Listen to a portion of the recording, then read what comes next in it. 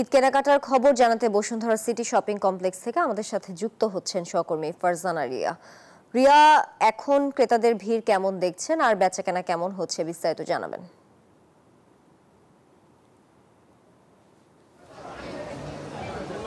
ধন্যবাদ তানিয়া। এই মুহূর্তে আমি আছি রাজধানীর বসুন্ধরা শপিং কমপ্লেক্সে। আজকে যেহেতু ছুটির দিন, এই ছুটির দিনকে কাজে লাগিয়ে কিন্তু শেষ মুহূর্তে কেনাকাটার জন্য ক্রেতার সমাগম বেড়েছে এই শপিং কমপ্লেক্সে।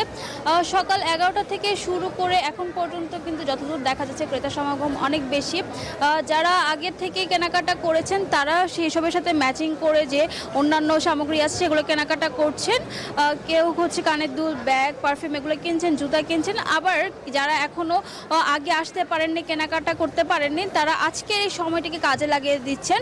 যেহেতু আমাদের রোজার আর বেশ কিছুদিন বাকি আছে, 4-5 দিনের এই শেষ সময়টাকে তারা কিন্তু কাজে লাগাতে যাচ্ছে, যার ফলে কিন্তু ক্রেতারা আসছেন এবং পছন্দ মতো জামা কাপড় কেনাকাটা করছেন। কেউ একা আসছেন, কেউ আবার পরিবার নিয়ে আসছেন। বেশিরভাগ দেখা যাচ্ছে যে পরিবার নিয়ে আসছেন এবং তাদের পছন্দ মতো কেনাকাটাটা করে নিয়ে যাচ্ছেন।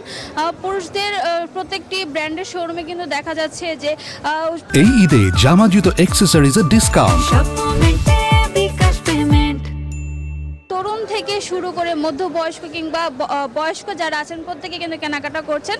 এছাড়া নারীদের কাপড়ের দোকানের যদি কথা বলি, দেখা যাচ্ছে যে শিশু থেকে শুরু করে মধ্যবয়স্ক, তরুণী কিংবা বয়স্ক সবাই কিন্তু আসেন, কেনাকাটা করছেন।